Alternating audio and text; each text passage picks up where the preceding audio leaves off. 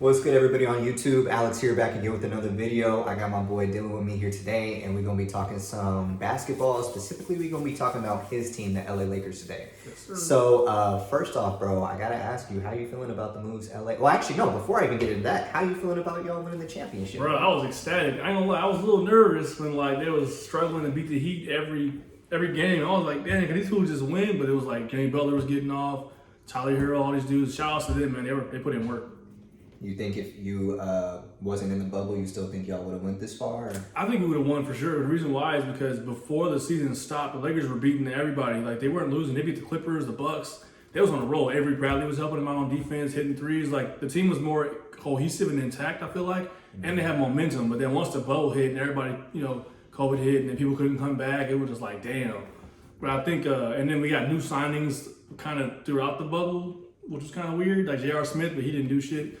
Deion Waiters kept getting hurt. He didn't do nothing either, yeah. That was no point in signing him, honestly. But I had hope at first, but then I was watching them play. It was like, yeah, they got a free ring. just play Caruso. They got a free ring. Caruso was hooping. He was hooping, yeah. He was doing better than all of them. Yeah, Like, them put together. Caruso was hooping. So y'all did it. Y'all got what is this, number 17, I think?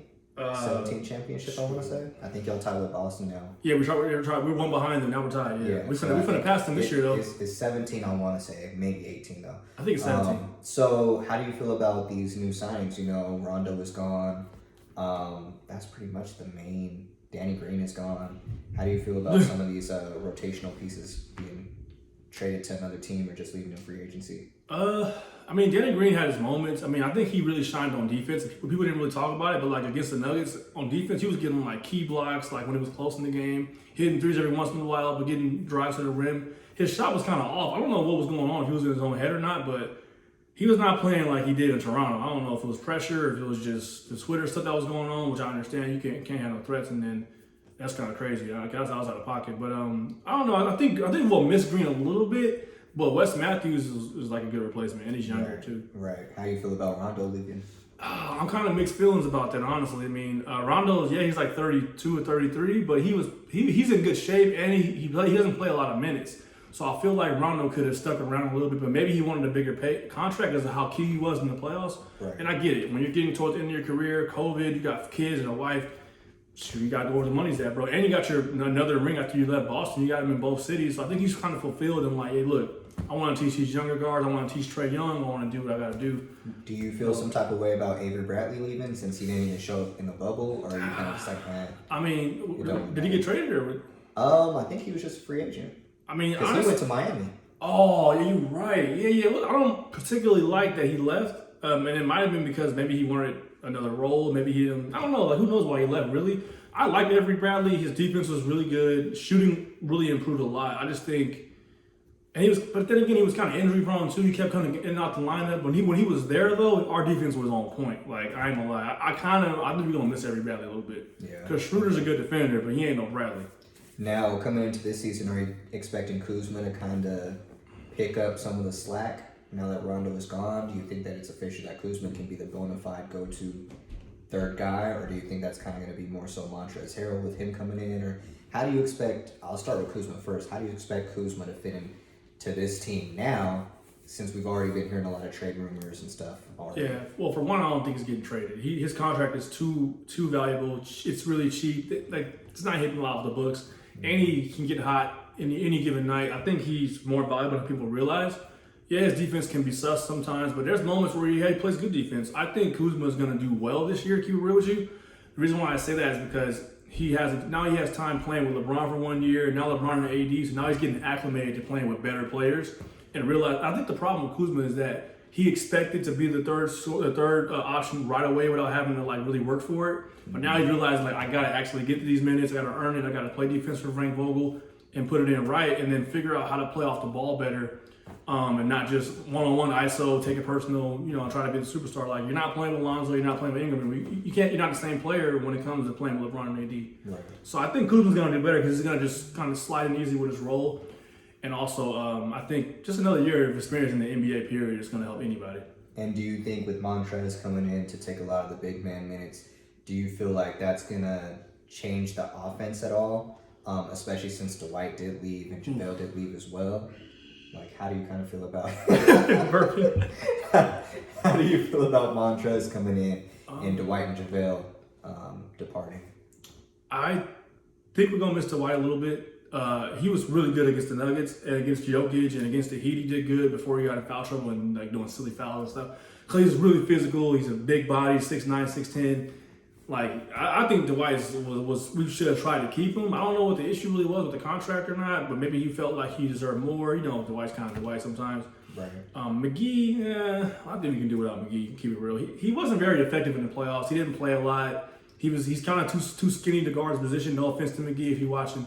He's too skinny to guard his position. You know, I think he's just more of like the rim runner, kind of fast-paced offense. Like, you know, back and forth down the. He can't really post up either. So it's like you're just kind of there, bro. Like, no knock on him. He was a good player, but I just think Harold will fill that role in very well. So you think even though Harold can't really stretch the floor too much, do you think that that's going to be an issue? Or since he's running with the second unit, it's pretty much just going to be Harold and Kuzma just pretty much dogging everybody's second unit players? I'm saying, dude, Harold. So I know he's been taking more mid-range jumpers from what I remember, but he has a quick off the dribble. He kind of reminds me like a Randall, but a little shorter, like 6'7" or something like that. He is. But he plays so big, bro. Like I think Harold was what we needed in a sense of just toughness, bro. Like Markieff Morris, he's tough, but he's kind of like you don't play good defense. Harold, he's a little athletic. He can get block shots. He's gonna rebound. He's gonna box dudes out. He's gonna hold other players accountable in the locker room. They may not like what he got to say, but he's gonna make sure people are holding themselves accountable. I think Harold's a good pickup because also he's younger.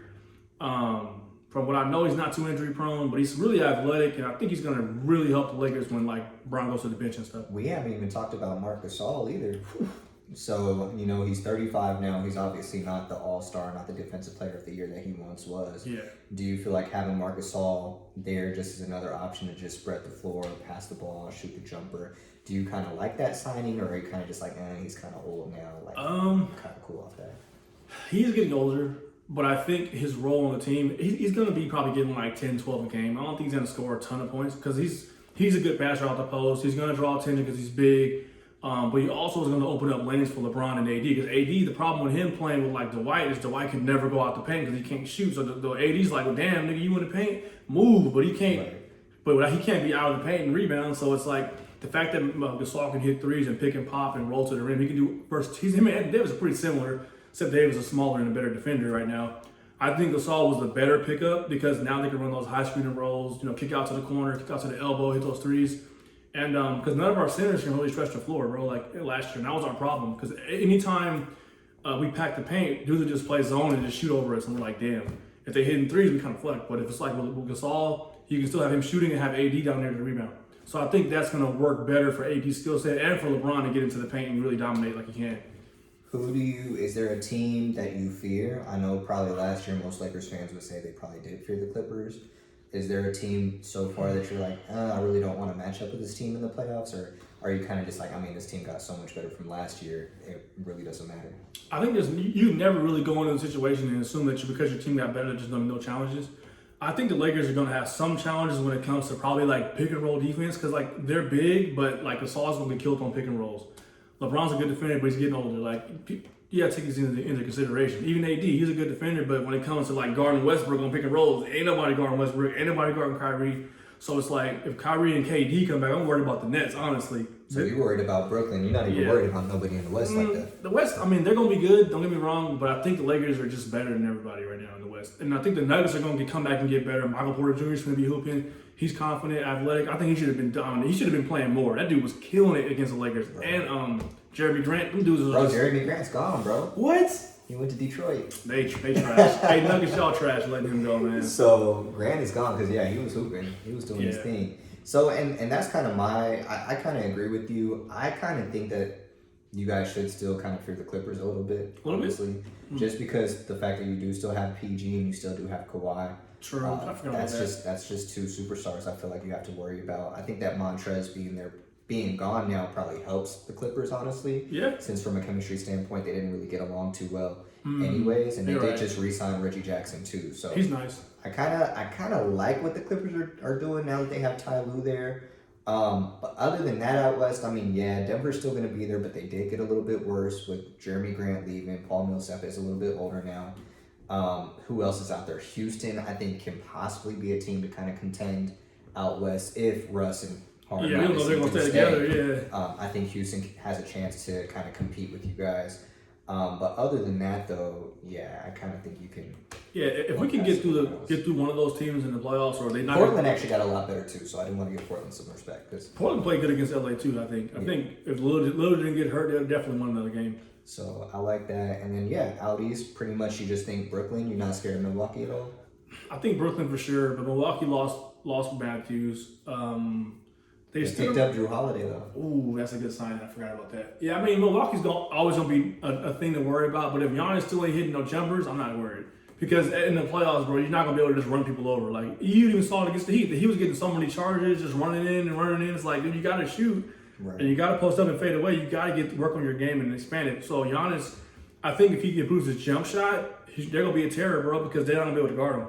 But with the way the Lakers play defense, I think they can handle him, but they just have to slow him down as much as they can. I want to leave this video with this. If you guys don't win the championship this year, is this season considered a disappointment?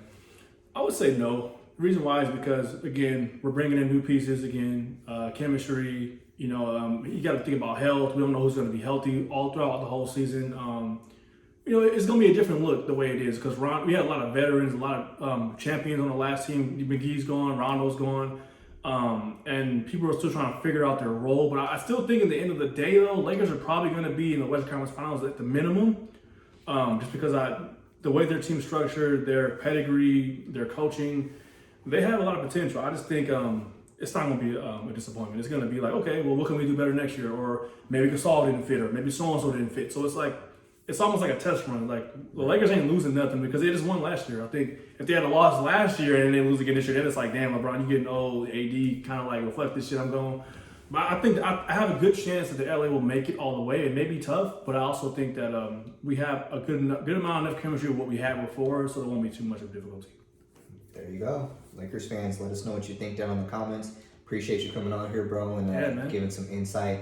I'll go ahead and leave your YouTube channel link down in the description as well. I know you ain't really talked about basketball in a minute, but we're going to get you back on the basketball. I got you, bro. Basketball talk too, but I appreciate you coming on. Everybody who's watching this, make sure you leave a like, comment, subscribe, do what you got to do.